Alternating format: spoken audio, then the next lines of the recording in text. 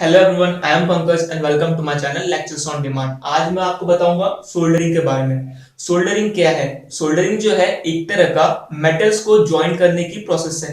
यहाँ पर हम लोग सिमिलर और डिसिमिलर मेटल्स दोनों को ही ज्वाइन कर सकते हैं फिलर मेटल का इस्तेमाल करके। यहाँ पर जो है किसी भी टाइप का मेल्टिंग नहीं होता वर्क पीसेस का उन्हें जोड़ने के लिए। यहाँ पर सिंपल हम लोग जो है फिलर मेटल का इस्तेमाल करते हैं हमारे जो दो प्लेट्स है या फिर जो दो मेटल्स को बेस मेटल्स को ज्वाइन करने के लिए। यहाँ पर जो फिलर मेटल इस्तेमाल होता है उसका जो लिक्विडस टेम्परेचर है वो बिलो 450 डिग्री सेल्सियस होता है। अगर आप जानना चाहते हैं कि लिक्विडस टेम्परेचर क्या है तो इससे पहले वाले लेक्चर में मैंने ब्रेजिंग के बारे में बताया था, जहां पर इसी तरीके से हम लोग दो मेटल प्लेट्स को ज्वाइन करते हैं, लेकिन वहां पर जो फिलर मेटल इस्तेमाल होता है उसका लिक्विडस टेम्परेचर जो है अबव 450 डिग्री सेल्सियस होता है। अगर आपको ब्रेजिंग के बारे में कंप्लीटली जानना है तो डिस्क्रिप्शन में लिंक दिया हुआ है, आप वहां से जान सकते हैं। तो हम लोग वापस आते हैं हमारे सोल्डरिंग की तरफ। जैसा कि मैंने अभी बताया कि सोल्डरिंग को हम लोग यूज करते हैं दो प्लेट्स या फिर दो मेटल्स को ज्वाइन करने के लिए। हो सकता है कि वो मेटल सेम मटेरियल के हो या फिर डिसिमिलर मटेरियल के हो, उन्हें ज्वाइन करने के लिए हम लोग सोल्डरिंग का इस्तेमाल करते हैं फिलर मटेरियल का इस्तेमाल करके, जिसका लिक्विडस टेम्परेचर जो है बिलो 450 डिग्री सेल्सियस होता है। हालांकि हमें सोल्डरिंग की मदद से अच्छा जॉइंट मिल जाता है अच्छे खासे स्ट्रेंथ का, लेकिन सोल्डरिंग में जो भी स्ट्रेंथ रहेंगी जॉइंट की कंप्लीटली डिपेंड करेंगी कि जो हमारा फिलर मटेरियल है उसका स्ट्रेंथ कितना है। सोल्डरिंग का हम लोग इस्तेमाल करते हैं एक अच्छा लीक प्रूफ जॉइंट को ऑब्टेन करने के लिए और एक ऐसा जॉइंट ऑब्टेन करने जिसका जो इलेक्ट्रिकल रेजिस्टेंस होगा वो कम से कम होगा। सोल्डरिंग में हमें जो जॉइंट मिलता है उसे हम लोग हाई टेम्परेचर एप्लीकेशन के लिए इस्तेमाल नहीं कर सकते, क्योंकि यहाँ पे जो फिलर मटेरियल यूज होता है उसका जो मेल्टिंग टेम्परेचर होता है बहुत कम होता है। उसके बाद जो जॉइंट डिजाइन होता है सोल्डरिंग में वो सिमिलर होता है जैसे कि ब्रेजिंग में होता है, क्योंकि यहाँ पर भी जो है फिलर मटेरियल एंटर करता है जॉइंट्स के गैप के बीच में कैपिलरी एक्शन के थ्रू।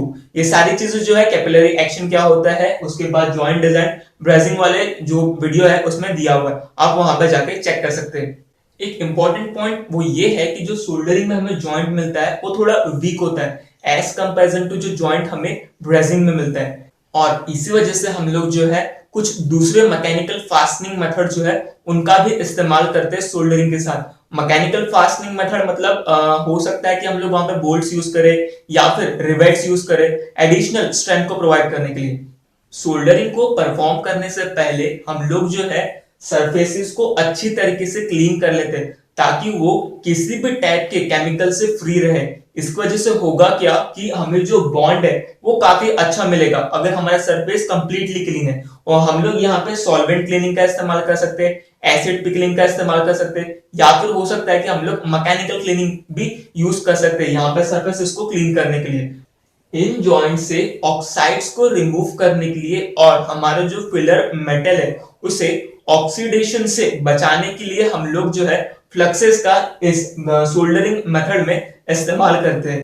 रोजिन और रोजिन प्लस जो अल्कोहल बेस्ड फ्लक्सेस होता है उनका हम लोग इस्तेमाल करते हैं इलेक्ट्रिकल सोल्डरिंग जो भी ऑपरेशन है वहां पे, क्योंकि ये लोग बहुत लीस्ट रिएक्टिव होते हैं। लेकिन होता क्या है कि यहाँ पर इन जो फ्लक्सेस है इनमें हल्का सा एसिड कंटेंट होता है, इसलिए जो सोल्डरिंग टेम्परेचर है वहां पर ये लोग करोजिव हो जाते हैं, इनमें करोजन कॉज होना शुरू हो जाता है। लेकिन हम लोग जो सोल्डरिंग मेथड है, जो सोल्डरिंग ऑपरेशन है उसको परफॉर्म करने के बाद इस कोरोजन को भी क्लीन कर सकते हैं।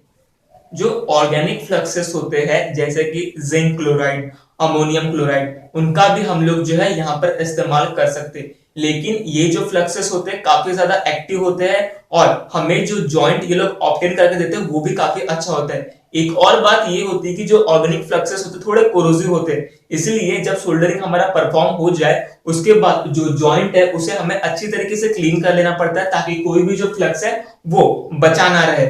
उसके बाद जो ऑर्गेनिक फ्लक्सेस होते हैं हमारे, उन्हें हम सिर्फ जो नॉन इलेक्ट्रिकल सोल्डरिंग ऑपरेशंस है उनके लिए ही इस्तेमाल करते हैं। जो फ्लक्सेस है वो हमें पाउडर फॉर्म में, पेस्ट फॉर्म में और लिक्विड फॉर्म में अवेलेबल होते हैं। साथ ही में अगर कोई सोल्डर मेटल है इस तरीके का तो उसका जो कोर एरिया होता है वहां पर भी फिलर मेटल प्रोवाइडेड रहता है। इस टाइप के भी जो सोल्डर मेटल्स है वो अवेलेबल रहते हैं। उसके बाद एक इंपॉर्टेंट पॉइंट ये है कि जो सोल्डरिंग टेम्परेचर है उस पर जो फ्लक्स है हमारा लिक्विड फॉर्म में होना चाहिए और रिएक्टिव होना चाहिए ताकि हमें प्रॉपरली जो सोल्डरिंग है वो करते बने। सोल्डरिंग में जो फिलर मेटल यूज होता है, जो फिलर मटेरियल यूज होता है, उसे हम लोग सोल्डर बोलते हैं। और ये जो सोल्डर होता है जनरली जो है लीड और टीन का एलॉय होता है, क्योंकि इसका जो लिक्विडस टेम्परेचर होता है काफी कम होता है। जो मैकेनिकल प्रॉपर्टीज है जैसे कि स्ट्रेंथ हो गया और जो टेम्परेचर रेजिस्टेंस प्रॉपर्टीज है, इन्हें इंप्रूव करने के लिए ये जो हमारा सोल्डर होता है उसे हम लोग अलग अलग जो एलॉइंग एलिमेंट्स है जैसे कि जिंक हो गया, कैडमियम हो गया, इसके साथ जो है वो अलग अलग प्रोपोर्शन में मिक्स करते ताकि जो प्रॉपर्टीज है वो इंप्रूव हो सके।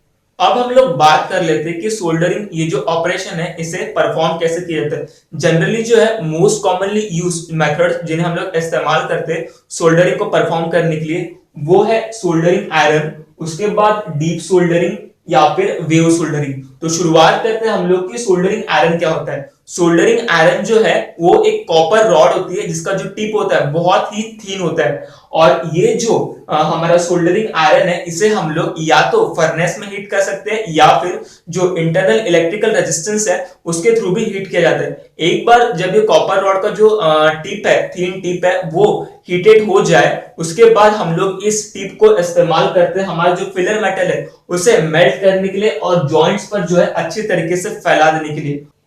अगर हम लोग सोल्डरिंग आयरन को जो है इलेक्ट्रिकल रेजिस्टेंस के थ्रू हीट कर रहे हैं तो जो पावर रेटिंग होगा हमारा सोल्डरिंग आयरन का इलेक्ट्रॉनिक एप्लीकेशन के लिए 15 वॉट का होगा। वहीं पर अगर हम लोग शीट मेटल ऑपरेशन या शीट मेटल जॉइनिंग के लिए इसका इस्तेमाल करें तो इसका जो पावर रेटिंग है वो अप टू 200 वॉट होगा। उसके बाद जो सोल्डरिंग आयरन है ये मोस्ट कन्वीनियंट मेथड है सोल्डरिंग को परफॉर्म करने के लिए, लेकिन जो दूसरी मेथड्स है उनके कंपैरिजन में जो है ये थोड़ी स्लो मेथड है।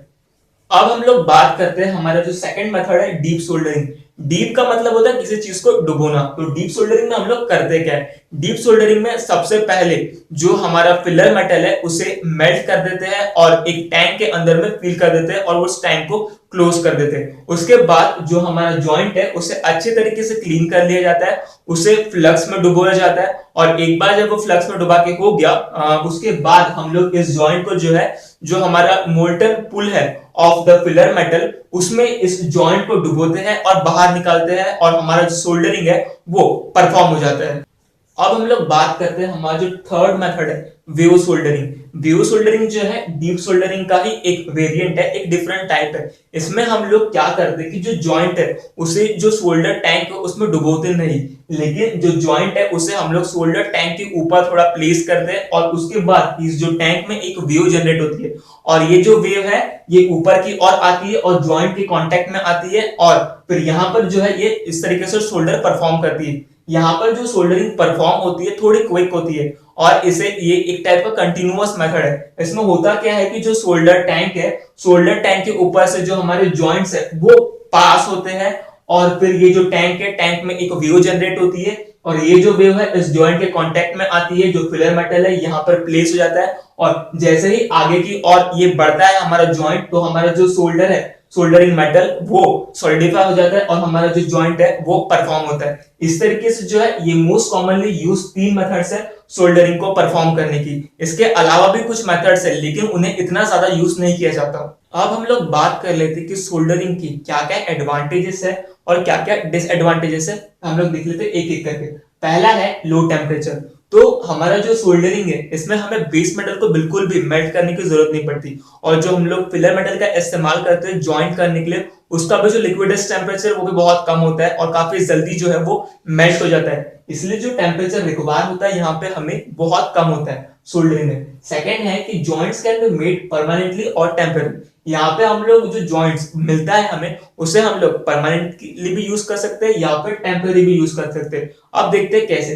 टेम्पररी इसीलिए क्योंकि अगर हम लोग थोड़ा भी ज्यादा हीट प्रोवाइड करें जो फिलर मेटल्स होता है जॉइंट्स पर, वो जो फिलर मेटल है वो रिमूव हो जाएगा और हमारा जो जॉइंट है वो सेपरेट हो जाएगा। यहाँ पे बेस मेटल्स का भी कोई मेल्टिंग नहीं होता तो उनके डैमेज होने का कोई भी चांस नहीं आता।